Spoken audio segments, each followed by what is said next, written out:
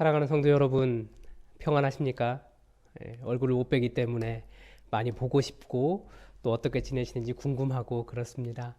여러분 항상 어느 곳에 있든지 하나님과 함께 동행하시면 하나님께서 분명히 여러분을 인도하시고 무엇을 하든지 함께 해주시고 여러분을 지키실 줄 믿습니다. 기도함으로 3월 5일 목요일 새벽 기도에 시작하겠습니다. 참 좋으신 사랑이 많으신 하나님 아버지, 주님의 은혜 속에 이렇게 다시 온라인으로 주의 말씀을 묵상하며 함께 말씀을 나눕니다. 하나님 아버지, 우리가 무엇을 하든지 어디에 있든지 우리와 동행하여 주시옵소서. 하나님을 깊이 사랑하며 하나님의 은혜 안에 있기를 간절히 원하오니 우리를 지켜 보호하여 주시고 이 땅에 있는 모든 악한 질병으로부터 우리를 보호하여 주시옵소서. 주님, 우리는 우리가 어디로 가는지 알지 못하나 하나님의 인도하심을 구하오니 우리를 선하게 인도하여 주셔서 야곱이 다시 베델로 돌아오듯이 아브라함이 그가 쫓겨나는 것 같았지만 그 가나안 사람들을 피하여 움직인 모든 곳마다 제단을 쌓았고 그 밟은 땅이 하나님의 땅이 되었듯이 아버지 하나님, 우리가 가는 모든 곳이 우리가 어떻게 움직이든지 그곳이 주님께서 우리를 인도하시는 곳 되도록 우리와 함께하여 주시옵소서.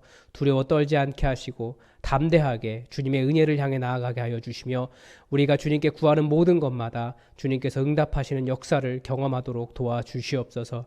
혹시 삶의 형편이 어렵거나 주님 무거운 사람이 있습니까? 위로하여 주시고 힘을 더하여 주시옵소서. 아버지, 주님의 뜻을 구하오니 역사하여 주시고 우리가 이렇게 잠깐 동안 온라인으로 주의 말씀을 보게 되지만 다시 얼굴을 볼 날을 기대하며 더욱더 주님의 은혜를 사모하게 하여 주시옵소서. 영적으로 성도의 교제가 끊어지지 않게 하여 주시고 깊이 사랑하며 아름다운 공동체 세워갈 수 있도록 주님 우리와 함께 하여 주시옵소서. 이 모든 사태를 빨리 종식시켜 주셔서 주님 다시 한번 우리가 얼굴과 얼굴을 맞대고 만날 수 있는 날을 허락하여 주시옵소서. 주께서 우리에게 복 주시며 함께 하시길 원하오며 예수님의 이름으로 기도드립니다. 아멘. 우리에게 주신 하나님 말씀은 마태복음 5장 23절에서 24절까지의 말씀입니다. 마태복음 5장 23절에서 24절까지의 말씀입니다. 제가 하나님의 말씀을 받들어 읽겠습니다. 그러므로 예물을 제단에 드리려다가 거기서 내 형제에게 원망 들을 만한 일이 있는 것이 생각나거든 예물을 제단 앞에 두고 먼저 가서 형제와 화목하고 그 후에 와서 예물을 드리라. 아멘. 지금 우리는 매일 성경 큐티 본문을 따라가는 것이 아니라 사순절 묵상집 NCCK에서 나온 사순절 묵상집을 따라가고 있습니다. 항상 우리가 생각할 때 주의 말씀은 공동체와 관련이 있다는 걸 생각하시고 이번 사순절 기간이 하나님께서 우리에게 원하시는 공동체를 다시 세워가고 깨어진 관계를 화목하게 만드는 그런 시기라는 것을 기억하시기 바랍니다. 그래서 세번역 성경도 한번 읽어드리겠습니다. 그러므로 내가 제단에 제물을 드리려고 하다가 내 형제나 자매가 내게 어떤 원한을 품고 있다는 것이 생각이 나거든 너는 그 제물을 제단 앞에 놓아두고 먼저 가서 내 형제나 자매와 화해하여라. 그런 다음에 돌아와서 제물을 드려라. 얼마 전 제 딸이 교회에서 큰 소리로 운 적이 있습니다. 제가 체온을 재겠다고 체온계를 이마에 이렇게 갖다 대니까 무섭다고 울기 시작한 겁니다. 그러면서 딸이 울면서 찾아간 사람이 바로 오빠였습니다. 그러자 오빠는 동생의 이름을 다정하게 부르면서 왜 우냐고 동생을 안아줬습니다. 이 모습을 본 오빠가 있는 한 자매가 그런 이야기했습니다. 우리 오빠는 한 번도 저렇게 나를 안아준 적이 없는데 라는 혼잣말이었습니다. 집에 돌아가서 동생을 왜 안아줬냐고 물었습니다. 그랬더니 아들 녀석이 아주 의외의 말을 했습니다. 동생이 시끄러워서 안아줬어요. 그래도 이 아빠의 마음으로는 이 두 녀석이 서로 의지할 대상이 되고 의지할 곳이 필요할 때 서로에게 달려가는 존재가 되었구나라고 하는 어떤 기쁜 마음이 있었습니다. 반면에 또 어떤 날은 아침에 일어나자마자 굉장히 사이좋은 그런 남매의 모습을 보이다가도 아주 별것 아닌 것 가지고 서로 짜증적인 목소리로 서로를 원망하고 화를 내는 것도 들은 적이 있습니다. 그런 일이 있으면 갑자기 화가 막 나더라고요. 불과 1분 전까지만 해도 서로가 세상에서 제일 좋은 남매인 것처럼 그러고 있다가 갑자기 왜 싸우려는지 이해가 되지 않았습니다. 그런 일이 몇 번 있고 난 다음에 아버지의 소원은 하나죠. 제발 서로 사이좋게 잘 지냈으면 좋겠다. 성경은 공평, 평화, 사랑, 정의의 공동체를 꿈꿉니다. 하나님께서 이스라엘이라고 하는 나라를 가나안 땅에 세우신 이유가 바로 그런 나라, 그런 공동체가 되기를 기대하셨다는 것을 성경 곳곳에서 발견할 수 있습니다. 이걸 아버지의 마음으로 이야기하면 제발 너네들 싸우지 말고 어려운 형제 자매를 서로 돕고 공평하게 서로에게 공평하고 서로에게 욕심 부리지 말고 살아라 정도가 될 겁니다. 첫 번째로 성경은 이 모든 문제가 경제적인 문제에서 온다라고 하는 것을 지적하고 있습니다. 직시하고 있는 거죠. 그래서 성경은 이스라엘의 모든 지파, 모든 가정에게 먹고 살 수 있는 기업, 유업, 히브리어로 하면 나할라, 땅이 아니에요. 나할라라고 합니다. 라고 그렇게 하는 것을 주었습니다. 요즘 말로 하면 이것은 모든 가정에 직장을 준 겁니다. 이 기업은 이어갈 자손이 없다고 하면 가족이나 친척 중에서 그 이름으로 이어가야 할 땅입니다. 그래서 모든 가정이 경제적으로 어려움을 겪지 않도록 했습니다. 또 하나는 희년이라고 하는 제도입니다.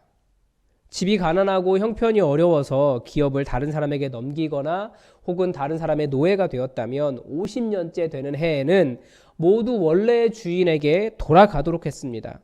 즉 모든 경제적인 불공평이 리셋, 다시 원래로 돌아가는 거예요. 또 하나 예수님은 이런 말씀도 하셨습니다. 화평케 하는 자가 하나님의 아들이라고 일컬음을 받을 것이다. 화평케 하는 자, 우리나라는 이 단어가 따로 없습니다. 그런데 영어로는 peacemaker, 그러니까 평화를 만드는 사람이라고 하는 말이 있습니다. 관계를 깨는 사람이 아니라 관계가 회복되도록 하는 사람, 그 사람이 하나님의 아들이라는 겁니다. 반대로 이 공평, 평화, 사랑, 정의의 공동체는 이스라엘이 멸망할 때 그 반대의 모습을 보여주면서 오히려 그 반대의 모습을 통해서 성경이 원했던 공동체에 대한 메시지가 더욱더 분명해집니다. 그러니까 이스라엘 사람들은 자신들이 하나님을 섬기는 종교적 공동체라고 생각했습니다. 종교적 공동체의 제일의 목표는 제사를 잘 지내는 거예요. 그러나 하나님은 그들이 종교적으로 제사를 잘 드리지 못해서 그들을 심판하신 것이 아니라고 선지자들 통해서 계속 말씀하십니다. 그들이 안식일을 잘 지켰고 제물을 엄청나게 잘 드렸고 초하루와 월삭에 모여 집회하고 나라 전체가 종교적으로 성공한 공동체가 되었지만 평일에는 돈을 벌기 위해서 동포를 잡아다가 노예로 팔고 돈을 벌기 위해서 다른 사람이 피눈물을 흘려도 그 마음에 거리낌이 없고 죄악이 가득했습니다. 그러니까 공동체적으로 봤을 때는 하나님의 눈에 보기에는 이 공동체는 실패한 공동체였습니다.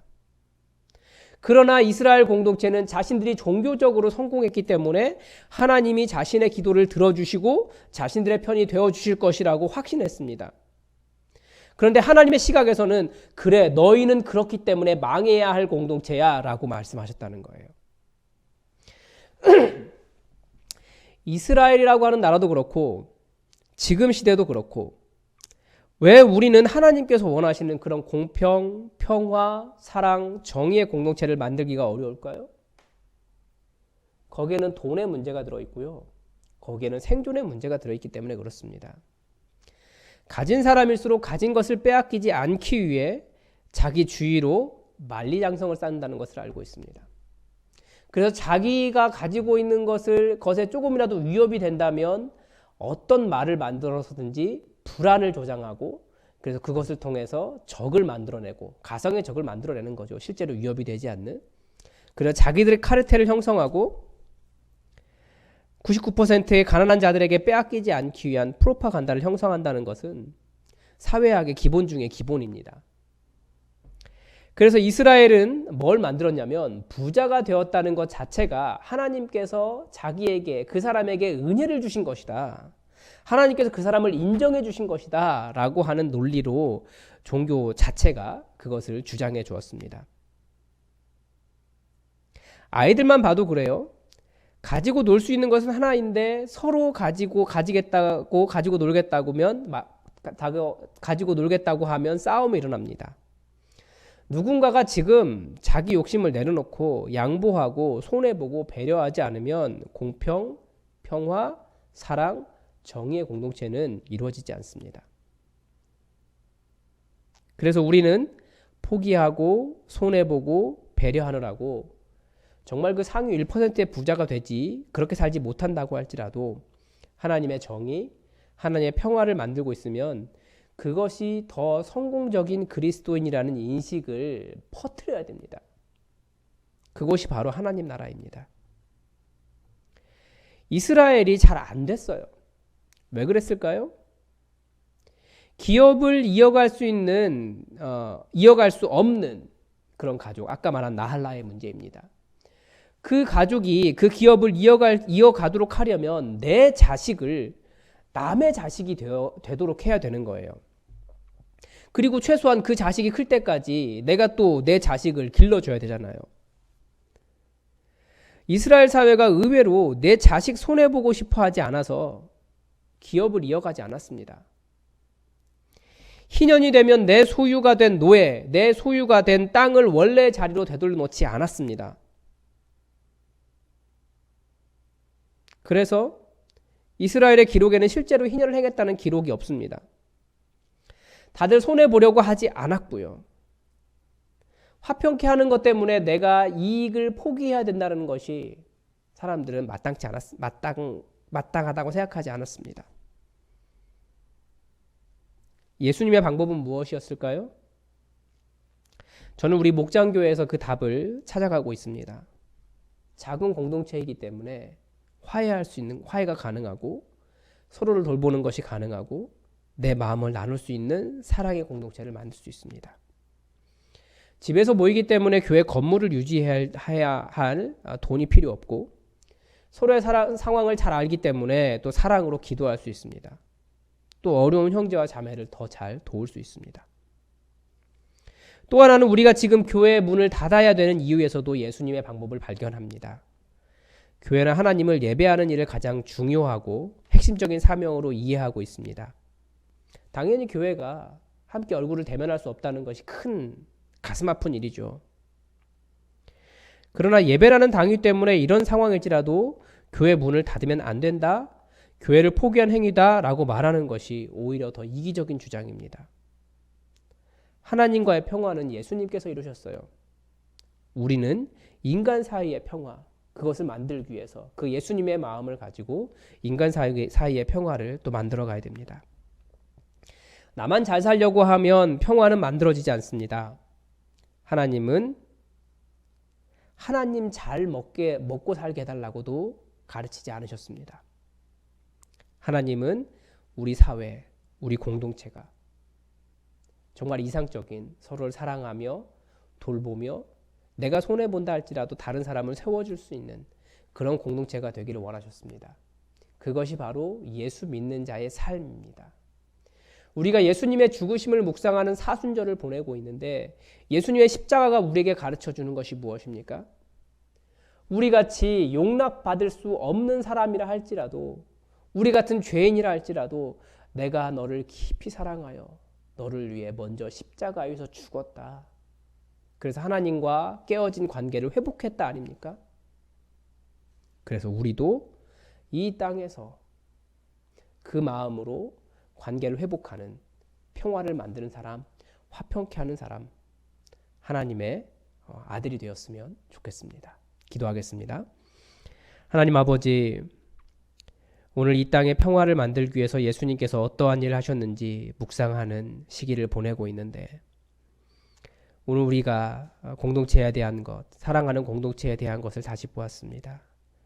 먼저 우리 예수 품한 교회 안에 이 공동체가 이루어지게 하여 주시옵소서. 모든 목장 교회마다 그 교회가 정말 서로를 깊이 사랑하며 서로를 돌보며 하나님께서 원하신 형제와 자매로 살아갈 수 있도록 도와주시옵소서. 이 교회를 기억하여 주시고 이 교회가 또 서로 화평하며 서로 평화하며 하나님의 정의와 사랑을 이루게 하시고 예수님께서 십자가의 피로 이루어 주신 하나님과의 그 화평의 관계를 또한 세상 가운데 이루어 갈 수 있도록 우리와 함께하여 주시옵소서. 주의 성령으로 우리를 인도하사 우리가 가는 곳마다 갈등과 분쟁과 아픔과 눈물이 있는 모든 곳이 주님 하나님의 사랑으로 위로함 받으며 새롭게 되는 역사가 일어날 수 있도록 우리와 함께하여 주시옵소서. 주님의 위로와 은혜를 기대하오며 예수 그리스도의 이름으로 기도드립니다. 아멘. 우리 계속해서 교회 공동의 기도 제목 가지고 함께 기도하겠습니다. 하나님께서 이 나라를 안정되도록 지켜달라고 기도합시다. 코로나19 바이러스 사태가 속히 종식되고 이렇게 많이 늘어나는 하루아침에도 몇백 명씩 늘어나는 이 확진자들이 또 한순간에 하루아침에 몇백 명씩 모두 다 치료되었다라고 하는 나라 될 수 있도록 기도합시다. 그리고 이번 사태를 통해서 드러나고 있는 이단의 문제들이 완전히 해결될 수 있도록 우리 기도합시다. 그리고 우리 한국 교회가 또 이 나라에게 이 나라의 모든 사람들에게 하나님의 사랑을 예수님의 사랑을 드러낼 수 있는 그런 공동체 될 수 있도록 여러분 기도해 주시기 바랍니다. 우리 예수품한 교회 함께 얼굴을 대면하지 못하지만 계속해서 성도의 교제가 이어질 수 있도록 여러분 기도해 주십시오. 또 몸이 연약한 자들을 위해서 또 여러분 기도해 주십시오. 또 말씀을 준비하는 최철규 목사를 위해서 건강하고 또 주의 말씀 바르게 분별할 수 있게 해달라고 성령 충만하게 해달라고 여러분 기도해 주십시오. 우리 다 함께 기도하겠습니다.